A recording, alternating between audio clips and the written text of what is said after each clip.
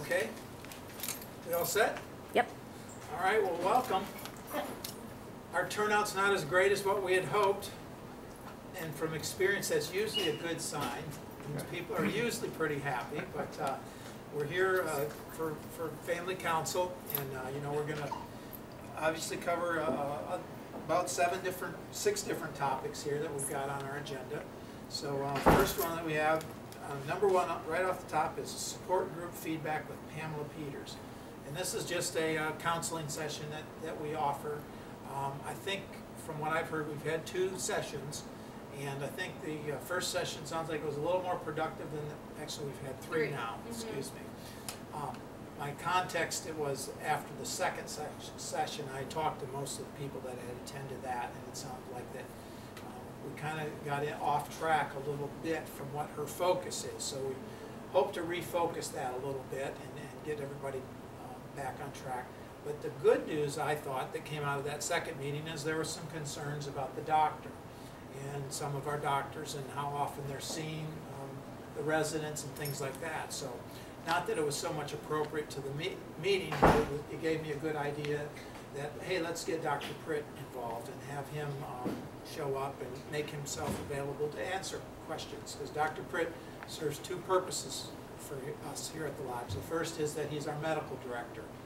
He kind of oversees all of the physicians here and represents Cypress Cove. He's compensated by us to do that, and that's a requirement of all skilled nursing facilities that we would have a medical director. The second purpose is that he functions also as an attending physician, meaning that he sees patients or residents here on a regular basis. So that kind of goes right back into our second agenda item. So really like to hear any feedback that you have on either one of those subjects at this point, as far as the meeting with Dr. Pritt, if you were able to attend, and then also how you think the meetings with Pam Peters are going, and how we could restructure that if we need to. Well, I really feel maybe we should give Pam another chance, but the group session seems to be more of a gripe session. Okay. I don't think that a lot of people understand that it is for us. And maybe if it continues the way it has, maybe you could think of offering private counseling for people. I mean, I would pay if I felt that I really had to see someone that you recommended. Okay? It is, Pam is available to meet with you separately if you would like, but that would be a session that you would just work out with her a rate. Okay. Were you able to attend the 3rd session, Mrs. Spence? I didn't get to the 3rd one. Okay. No. Okay. Mr. Hudson, were you there? I went to two different sessions. One was over at the garden room Okay. in the inn, and the second one was here in the conference room on the 1st floor of the lodge. Okay. Was that just like within the last week or so? Yes. Okay. How was that last one then? That was the one that Mrs. Spence missed. Well, I realized that some of this, I don't know whether you made that one or not, Karen, but anyhow, I know that some people did complain a little bit about the doctor, and I think it was addressed to try to help that person find out if the doctor wasn't doing the right thing for them. I don't want to name the person who was made. That's not important. But it was, that question was raised. Okay. Well, before we started that 3rd session, I spoke to the group a little bit and just helped frame it a little bit better and try to get the purpose a little bit better focused and more on track. And we let Pam know too that we wanted her to be a little more direct with everybody. She doesn't want to cut people off as far as conversation and things like that, but at the same time, we needed to kind of get a little bit better focus on why we were there. And if anyone ever has other issues that they need to vent, I'm always available. Lisa, Amanda, anybody, any of the staff. But we'd like that to be, just like you said, Mrs. Spence, for you guys, the spouses, to really let those feelings out that you've got. And you share a lot of common concerns with your loved ones here in the lodge. Well, the people really got their frustrations out at that one. I think think it was the second one. Uh-huh. I mean, Pam knew that she was sitting amongst a very frustrated group of people. Uh-huh. And, I mean, that's good, I guess, you know. We did recognize that the need was more for support, and Pamela knew it too. And after asking her about the third meeting, because after the second meeting with all of the griping, we knew that there was a need for a meeting with Dr. Pritt. So that's why we arranged it. So the third session, she could basically kind of say, save that stuff for Dr. Pritt and focus on the feelings that you guys are feeling. And she said it was a great success, this Good. last one. Yes. And you guys actually came up with a topic for next month, which is what to do when your loved one says, I want to go home. I want to go home with you. Oh, that's great. So that's what she's going to be talking about in November. Yeah. Well, I think that, I'm sorry I missed the Dr. Pritt meeting, but, I must say he was in Mike's room, we could go Tuesday, or Wednesday, whenever he comes. Had his stethoscope on and spent about 10 minutes in his room. Good. So I think he got the point, and, you know, we'll just wait and see how it goes. As far as those doctor visits, you know, the requirement is that anyone that comes to the lodge needs to be seen on admission to the lodge, and then every 30 days for the first 90 days, and then thereafter it drops off to 60 days. So if you want to see the doctor, or your spouse needs to see the doctor, at any time, you just let the nurse of your unit know, and the doctor will make a special visit. But as far as what I first expressed were just the scheduled times that the doctor is required to check on. So it's always available. It is a session, though, that the doctor will bill you for if you ask for a special meeting. But, you know, by all means, if you want to see the doctor and think it's important, feel free. And you can just schedule that with the nurse on the unit. She'll make sure that usually on Tuesday afternoon is when most of the doctors come. So. Does Dr. Camcar come on Tuesday? He's not as regular. No. Yeah, so you might want to check with the nurse when that would be, Right. and especially if you want to be involved or be there when the doctor comes. Right. Okay.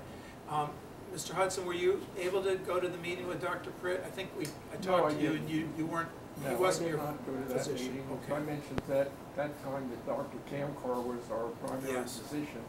Yes. And, of course, also we're now involved with hospice, and there's another doctor that comes in periodically to review my wife's case and the medicine she's taking, and to answer any questions we have. Gotcha. Okay. Well, I guess we won't get a lot of feedback then, since we didn't have anybody present for the Dr. Pritt meeting. But is that a meeting that you would like to attend if we scheduled another one in the future in a few months? Yeah, definitely. Okay. I would try it, yes. Okay. Yeah, I only, as I said, I didn't go because of the fact that Dr. Camcar is our primary physician. Sure. But I would sit in again, maybe I could learn something more from Dr. Pritt. Yeah, because he isn't attending, but he's also our medical director, so Yes. you can ask him any general questions about Right. patient care in the lodge. Yeah, I didn't know that was the case. I figured he would only handle regular patients, but Right. he's open to anyone that's here in the lodge. Yes. Absolutely. Okay, our next item is the floor flipping update. This is, as you know, been going on, we've been talking about it for a while. As a staff, we've been working real hard at it, and we just, at this point, I think we're gonna just kind of table it for now. I figured as much. We're just, we can't get a big enough consensus of everybody that's involved to really make it a success. Yeah. I think that we can, I definitely think in the end it's the best thing for the residents here to do it. But I think that until we have maybe a better plan or a little bit better participation, and most everybody is willing to participate, but I'm getting the feeling that we're twisting arms a little bit Yeah. too much to get that participation, and I Yeah. don't like that feeling. So at this point, we're just going to set it aside and let it rest for a little while. And and we'll try to pick it up in the future, provided we think that we've got a better plan that's gonna be. Because it might upset patients because, you know, right now they got the rooms fixed with the pictures on the wall. Yeah, and- well, we were gonna take care of all that. Yeah. We're gonna move everything, we were gonna even photograph the room, Yeah. set it up the same way. Okay, well, that would be fine. But at this point, I think we're gonna set it aside for now and Okay. pick it up in the future when we think we've got a better, more acceptable plan for everybody. Does that sound reasonable? Yes. Okay. Next item here is Fall Fest. Amanda, what can you tell us about Fall Fest 2012? Well, every year we do a Fall Fest. I think this will be our 5th consecutive year, and we hold it outside, and we have a petting zoo come in, bluegrass music, live bluegrass music. The stilt walker that you may or may not seen today will be there. We're going to have a dunk tank where you will be able to dunk the directors of Cypress Cove. No, Jay is conveniently not here that day. He doesn't want to get dunked. No. I told her ahead of time I was on vacation planning and she just couldn't find a better date, so Yeah. unfortunately I won't be here. Oh. Oh darn, we'll get you later. Yeah. Yeah, it is something that we do with all 3 buildings. So we are months of planning into this. But both IL, independent living, and assisted living will be invited to come. So we're going to have a great time. Cotton candy, carnival games, Italian ice. It's going to be a really fun time. So we're looking forward to that. What's the date of that? That's November 16th. It's a Friday, and it'll be the first half of the day. It'll run from approximately 10 a.m. to 1 p.m. And it includes a lunch that we have most of the lodge residents come out there and eat lunch with us too. So it'll be a fun day. Where is it going to be held, Amanda? It's going to be held right outside of the front entryway of the independent building. So that main entrance there in the parking Okay. lot. Mhm. Yeah, we're excited for that. That's about where they held the Mardi Gras, wasn't it? Yes, in that same general area. Yeah. Yeah, it's very conveniently located for everybody. So, Jay, the next item up to talk about is electronic medical records. Ah, yes, electronic medical records. We've been trying to bring you regular updates on what's going on with that, and we're still proceeding with that. The last time I think we got together, I shared with you that we pulled all the wiring throughout the building for both the inn and the lodge. And you may say, well, why do you need wiring if you're doing a wireless system? Well, what the wire does is it puts a little transceiver out there to receive a signal from a wireless device. So we have to place those throughout the building so that we have good coverage. And that wireless network will handle our electronic medical records. And so where we stand right now is we've got the wires in place, and now we need to add the receivers out there, and then also it's called a controller. It's kind of a box that separates all those signals and keeps transferring it. Like you can walk around the building with a wireless device, and it will just transfer you from this wireless device to the next one, to the next one. You don't have to reconnect as you walk around. So it will be a real benefit for the nursing staff. They will be passing medications, and also their treatments will all be done electronically through this wireless network that we're building. The other benefit that will be out there is this will also be a network that you can use, or your loved one can use, if they have an iPad or a computer and they want to connect to the internet. So it'll be a separate kind of partition set out there, but it'll be available, and also guests or family members that come will be able to connect right away too. So that's we found that several years ago when I got over here, it was a very popular thing, and a lot of our admissions from the outside, meaning people that were not affiliated with Cypress Cove, were asking for that. So we added it, and it's helped us I recruit. can get my iPad now. You can? Oh, yeah. Yes, we have a network now. Okay. It's not sophisticated enough to handle our electronic medical records. Okay. And the new system, I think you'll find that you won't get disconnected very often. You'll be able to move around easily with it, and the coverage will be expanded too. You may find areas right now where you just you don't have a good signal.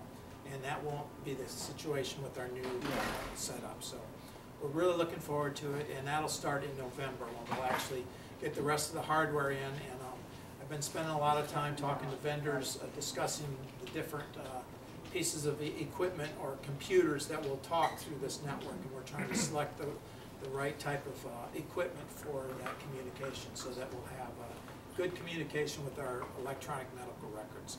It'll be beneficial for doctors too. They'll be able to approve medications through even their smartphones and things like that. So there's a lot of exciting things to come, and it'll help improve the communication here at the lodge with hospitals also. So we're really excited about that undertaking. All right, our next item is holiday activities. Amanda, what do you have? We're kind of getting into the holiday season coming up. Yes, so we have a boatload of holiday activities coming up. Of course, the Fall Fest in November. That's a big one. And then in December, we're going to the Festival of Trees, which is a display of various types of Christmas trees decorated in different ways that's held downtown in the Sidney Bernie Davis Art Center. So we'll be visiting that, and then we'll be returning to the Edison Ford Estates this winter for a guided tour. We'll be doing that along with the inn. We'll have a trip to see the Christmas lights, complete with hot chocolate and cookies. And then we'll also be doing our traditional lighting of the Christmas tree in the courtyard. We've got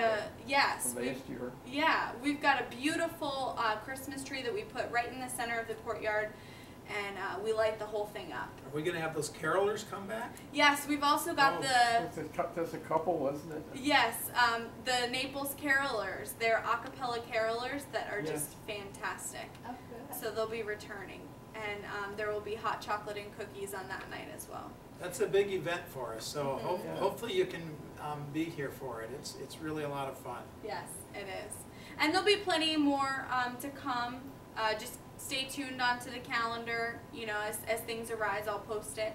And also, if you're interested in having an extra calendar, if you want to coordinate your schedule with the activities, just let us know, and we can put a double calendar on your loved one's wall where we pin it up. We can put two so that you can take one at the beginning of every month. So just let us know if you're interested in that. Okay? But and one other thing that I wanted to bring up that's not on the agenda is we have a Snoozlin open house coming up. And that's with recreational therapy, and they're going to be showing the Snoozlin room that's downstairs. Jay, you want to talk a little bit more about that? Yeah, I don't remember. I think it's the 9th of November, but It is the 9th. Okay, good. And I have to confess, I don't remember if it's morning or afternoon. It's in the morning. Okay, she's got them. But yeah, it's an exciting way to treat patients here that have dementia-related symptoms. So we're really excited about it. We're seeing a lot of progress already with those that are in the room.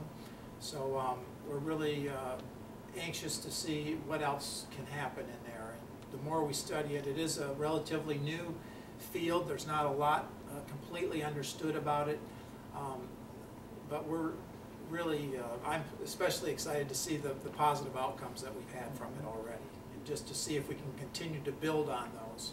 How does that actually work? Does a patient just go in there for maybe an hour, 2 hours, or? Not quite that long. We generally don't like them to go in more than 45 minutes, and in the beginning too, we want to keep the initial visits a little bit shorter. Yes. We want the resident to feel real comfortable when they go into the room, and it's a relaxed environment. We have the shades drawn. We're trying to really make it quiet and block out the world, so to speak, so that they can just relax and experience the room. It really touches on all the senses. We have aromatherapy, we have music that we can play, we have a vibroacoustic chair that they can sit in, and then there's all the visual effects too. We have 4 great big bubble tubes that are at least 7 feet tall, and they're like this big around, and they can change colors, and just the sound of the bubbles is very relaxing. We have all sorts of tactile things in there if that's what interests the resident. So we really try to reach out in a lot of different ways. fiber optic sprays also, and there's also what we call the waterfall, and it's just most people just find it relaxing. I do too. So it's real easy to go in there and just. How do you make an relax. appointment to take? Well, Hannah Jessup is our recreational therapist, and she's Right. the one that's heading it up. So if you'd like to get in there, talk to Hannah, Okay. and she'd be happy to schedule a time. What we try to do is establish what we call a sensory diet. And that's kind of a catchy term, but actually it's a really good term, and it's real descriptive, because it's what does that person like? What is their diet? And once we establish that, and we think that we can do it in around 7 to 10 sessions roughly, maybe it's sooner, but once that's established, if you as a spouse, you could take your loved one in there. As long as you know how to turn on the equipment, things like that, and it's not too terribly difficult. So that's kind of our goal. We don't want Hannah to always be the one taking it in for kind of the maintenance session. So you can be trained to do that, or we can also have some of our restorative staff take residents in there also. But the first step is really to establish that diet. So, and Hannah's the one that you want to talk to, and she can work it out and get them in there. Yeah, it's a really exciting new way to treat dementia and Alzheimer's. Was this something they started in Europe or somewhere? Yes, it was actually developed first in the Netherlands, and that's where the word snoezelen comes from. It's a combination of two Dutch words. And it's very interesting because the words mean to explore, and it also means to calm or soothe. So you know, you've got kind of almost two opposites there, and that's really what the room treats.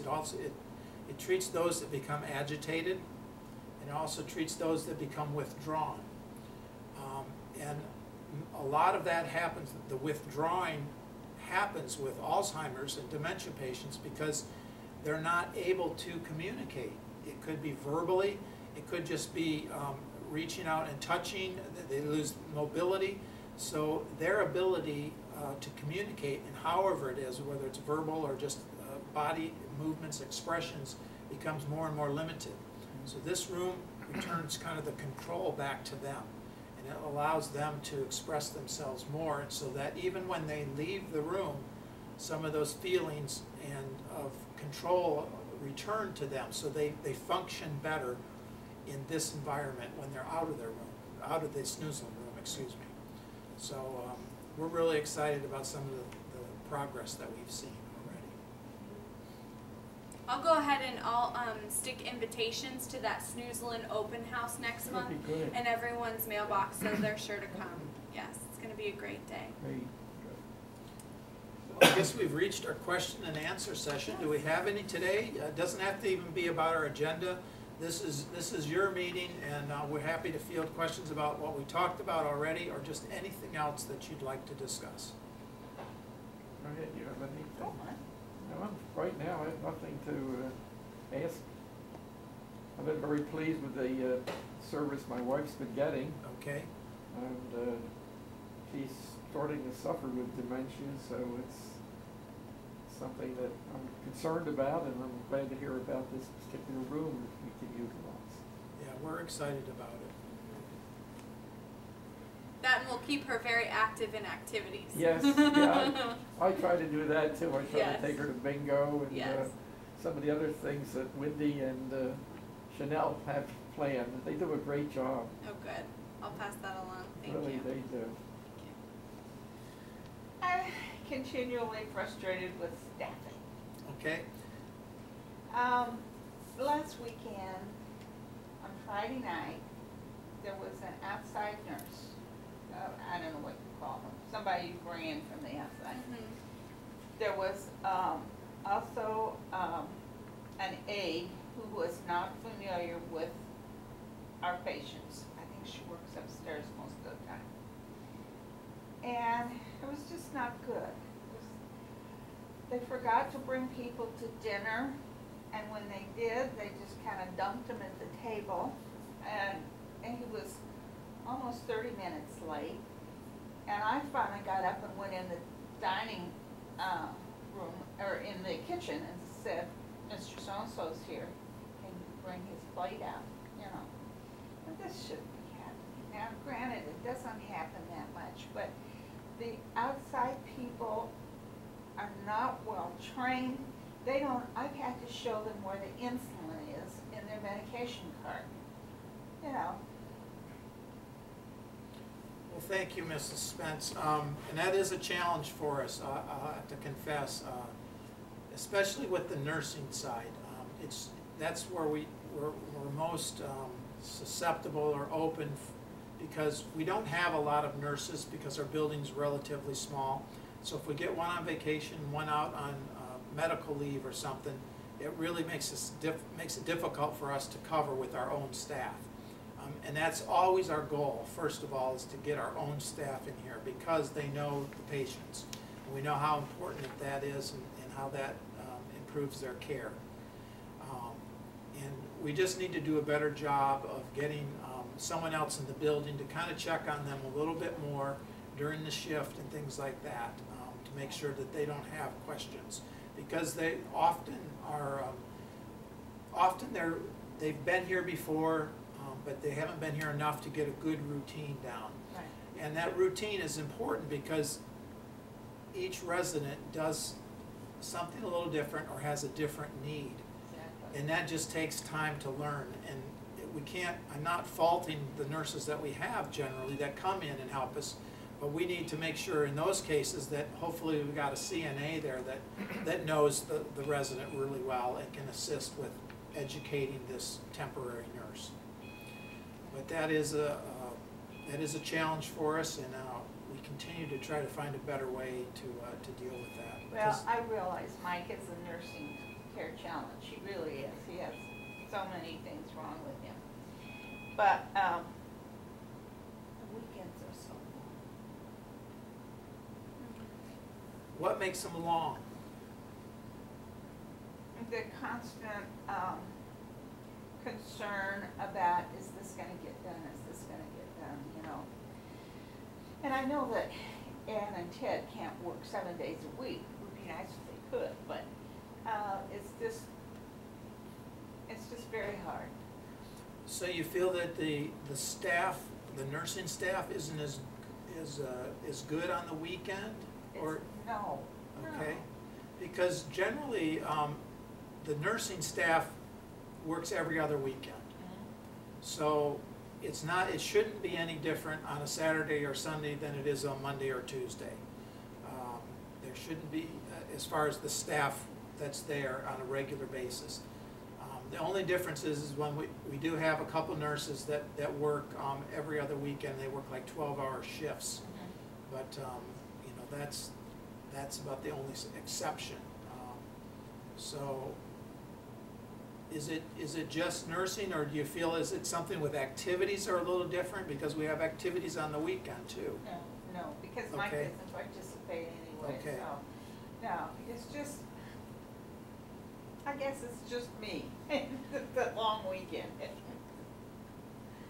I mean, nothing specific, other than I just really hate it when I see an outside nurse on. Okay. And so do you feel like maybe the outside nurse is there more on weekends than during the week? Okay. And that may have to do with maybe some call-offs. Could be some of our nurses, you know, would rather be home on weekends or something. I don't know. I'll have to look into that and see if we have more call-offs on weekends than we do weekdays. Yeah. But that's something that we continue to work on. We had, I think we had well over 5 nurses this past month that we were trying to orient, and meaning that they're new to our building, not the agency nurses, but these are what we call part-time or PRN nurses that come in when we call them. And so they're more familiar with how we do things than an agency nurse. But they're not always available either. So we continue to try to build that pool, and we added, like I said, about 5 this last month. But even when we call them, sometimes they're not able to come in. So. And I'll also talk to Lisa, the director of nursing. Maybe it's something simple that can help out, like finding the insulin, like labeling the cart where it usually goes. Some little tips or tricks that could help the nurses easier to take care of. Dr. Spence. So it might help. I'll just ask her if she has any ideas. I know one of the things that the nurses are needed in the dining room, and they don't like to leave a patient in their room without coverage. Mm-hmm. And that's sometimes a problem. If my wife doesn't feel like going to the dining room, then, excuse me, they worry about her being there by herself. Yeah, yes. Mm-hmm. Yeah, we try to